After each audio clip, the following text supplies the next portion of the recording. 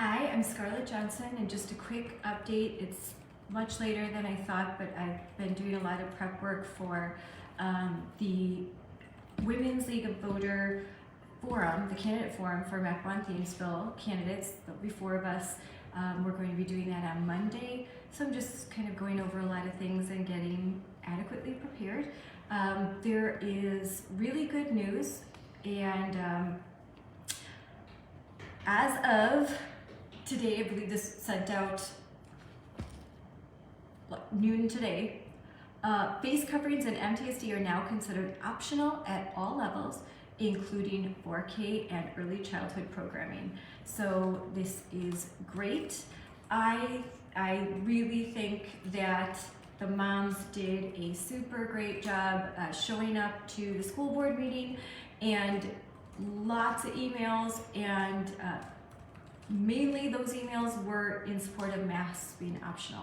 So this is a big win for our kids, and I think that this is something I've talked with a lot of teachers who are actually really happy about this, because they're really tired of policing children, telling them to pull up their masks, and they also know that it's going to be a lot easier to teach when kids can see faces, and then they can see their personality can shine through as they're teaching, and it's just going to build stronger bonds, better communication, and obviously the most important reason is that it's going to make sure that the kids have a better chance at academic success, as they'll be able to see faces, and that will make it easier for them to learn how to read and for their phonetic awareness and all of that.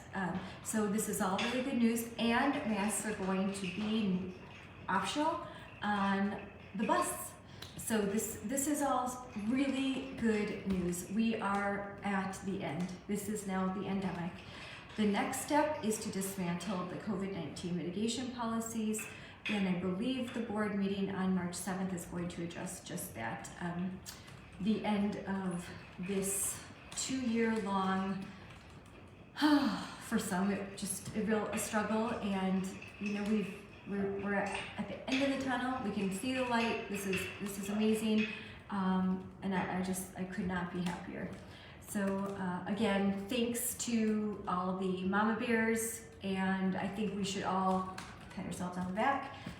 We did a lot of work, and we did it for all the right reasons, and it was for our children, and I'm just really happy for our community, and I think moms everywhere, and dads and grandparents and everyone who supported us on this journey, thank you very much. And I just wanted to really quickly discuss, I had an email blast go out and a candidate update, so I can go through some of that really fast. On Thursday, I was in Madison again, discussing parental rights and speaking on behalf of that legislation. And just a reminder that the last time I was there a few weeks ago, Democratic Representative Lee Snodgrass said the quiet part out loud, and in one moment, she completely validated 18 months of parental concerns. What she said was that parents, if they would like a say in their child's education, should homeschool or go to private school. This statement is offensive, and it's wrong. And I wrote a note, because there's been on the coalition website today a lot of talk, a lot of things said, and I just wanted to say, and it's not going to show up because of the reflection, but what is so bad about transparency? What is controversial about transparency? What is controversial about parents being viewed as partners in their child's education, and much more involved in the experience that their child has in the classroom?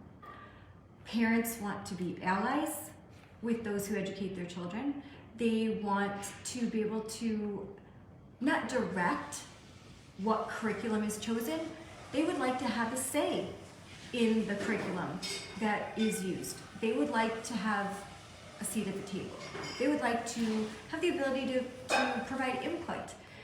They would like the ability to say, maybe if there's something questionable, be able to object ahead of time, and then so that things could be resolved, and so that everyone can be happy and everyone can have the needs of their children met. I think this is a great thing. I don't think this is controversial. I think transparency is an issue that is resounding throughout communities everywhere. And in fact, polls have just been released that have said that in an overwhelming manner, Americans believe that schools should be more transparent. And they believe that parents ultimately are the ones that are in the driver's seat when it comes to their kids' education, and that parents absolutely should have a say in what happens in the classroom. So we are on the side of right, we are on the side of truth, and we are on the side of the majority of sensible people.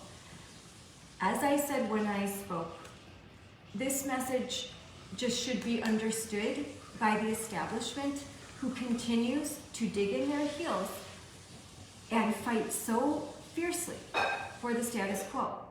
The status quo has got to go. It's just not going to work anymore.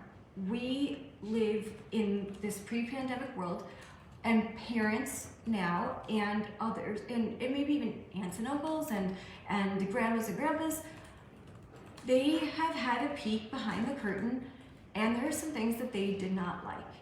And I think that actually there are a lot of educators who agree, who think, you know what, we haven't liked this for years.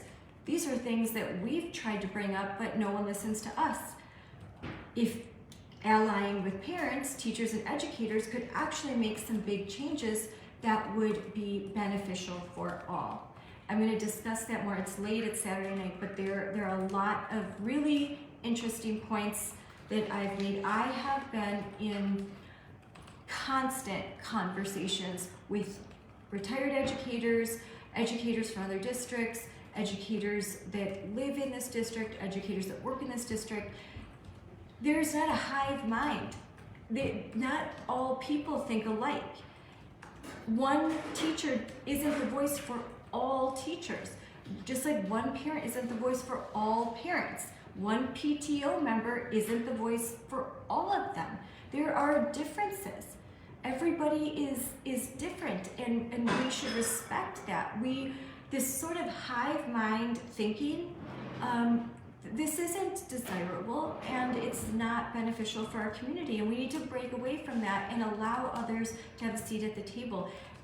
There should be nothing controversial with this. This is a perfectly reasonable request to make, and those who are fighting it so hard, they are the ones that are unreasonable. They are the ones that are not being fair, and they're not being charitable, and assigning motives, to me, that it's hurtful. The things that are said, especially by educators who have taught my children, it's really hurtful. And I really think an apology is owed, though I don't doubt one will be offered. Again, the truth is, and I'm reading from a little bit of my speech that I gave before the Senate. The truth is, parents will always have the say in their child's education.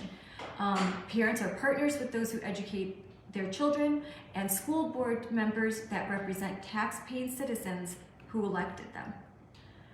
The power over our public schools will no longer be held in the hands of a select few who will maybe tell parents, well, if you don't have a PhD in education, you don't get a seat at the table. That's just not the case. I've said this before, the only 3 letters I need after my name, and the only 3 letters any parent in this community needs after their name that qualifies them to be the subject matter expert of their child are MOM and DAD. The issues at hand are not political, and they are not culture war distractions. And to raise them does not make you a political person who is trying to politicize education. I find it odd that someone who is that people, especially those in this coalition, claim stop politicizing our schools, end each one of those statements with, and vote for Paul and Jason. Kind of a contradiction. Stop politicizing our schools and yet join us in campaigning. That's politics. So, you know, it's irony at its best or worst. The valid concerns of parents are not about left or right. They are about right and wrong.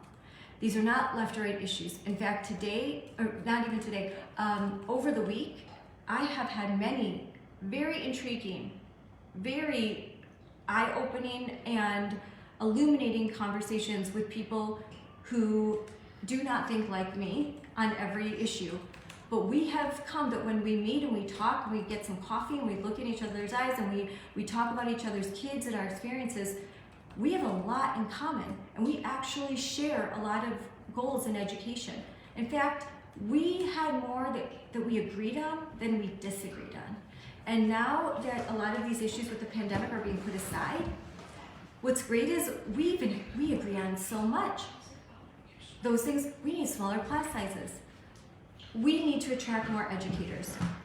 We need to find ways to look at our budget and cut out what we can do without to make room for what we absolutely need, which are more educators in classrooms teaching children. So there were a multitude. We need to be more creative in how we deal with kids with special needs and how we deal with kids that are on the other end, they're accelerated learners. We need to fund those programs better. We need to have coordinators in accelerated education, or what they would use to, the TAG programs, the gifted and talented programs.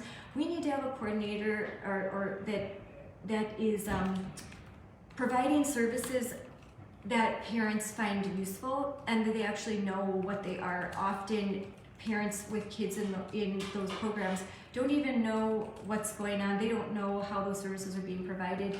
And they see that there's other districts that are doing it better than ours. And I can tell you from firsthand experience, our district used to really shine in that area, and now it's very dull. And we need to reinvigorate our accelerated learning programs, as well as look at how we can, there's a lot of stakeholders that are very interested in trade programs and figuring out some ways with partnerships that wouldn't cost us anything.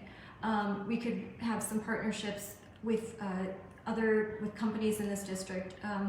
And then, like I said, with special needs, and that's another issue that's very close to my heart. How can we better serve kids with special needs? I think that we can have a lot of community conversations on that, and then look at our budget and figure out how do we meet the needs of these kids, and how do we look at what stakeholders prioritize and have that reflected in our budget. And the things that are more controversial, let's remove those. They're kind of contentious, and that would, along the lines of some of the things that we're doing in the name of equity, I think that there's a lot of room there where we could kind of dismantle some of those programs and put that money into areas where we could see real academic growth, and then hit all of our targets and exceed them. And we've got a great amount of deficit for which we've got to make up as far as our academic preparedness and college readiness with our students.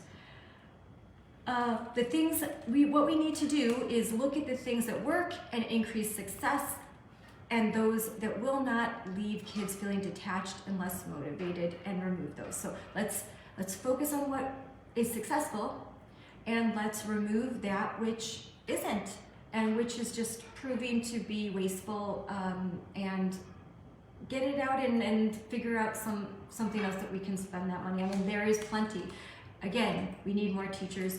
We have empty classrooms. We spent $55 million on a referendum, but we did not provide funds operational funds for which to fill those classrooms with teachers. And we are about to face a huge disruption in our district as we move children from one elementary school into another. And that, this is going to be problematic, and we have a committee and we're trying to deal with it, but these issues aren't going to go away, so let's try and meet them head on and realize that we have empty classrooms and we have overcrowded classrooms. So let's maybe move some kids around and get some more teachers, and then we have smaller class sizes, and then happier teachers, happier kids, happier parents. This is a win-win situation, win-win-win situation. So I think that our kids' educational experience should nurture their development into happy, resilient, free-thinking, and educated American citizens. And if it doesn't, parents have the right to get answers, and schools should not be playgrounds for ideological disputes. If you agree with this, then you should vote for me, Scarlett Johnson, in the upcoming election on April 5th. Early voting will start sooner than you think. I believe it's March 22nd. And in this email, and if you're not on my email list, then please let me know. You can, DM me, you can post it on Facebook, and I will, and I'll get you on the email list. So that's about it for now. And this week was a very busy week, and we have another week ahead that will be busy. On next week Saturday, we'll officially kick off so door-to-door, doing that campaigning door-to-door and some flyer drops. And our goal is to have a flyer in every newspaper box and every house in Mequon-Thiensville, so that people know that I'm running. I'm a mom of 5 kids. I have a passion for education. I am doing this for all the right reasons. And please, vote for me. Vote for a voice for parents on the school board, someone who's different, someone who brings a different perspective, a voice for change, and a voice of optimism. And I will be relentless in my pursuit for academic excellence. I will fight so hard for the children in this community, and I am not encumbered by interests of the status quo. I am going to be an agent for change in a very good way, a very positive way, and I think if you vote for me, it will be a good thing for education in Mequon-Thiensville. So that's all I have to say, and I hope you have a great evening and a great weekend and enjoy your Sunday. Thank you. Bye.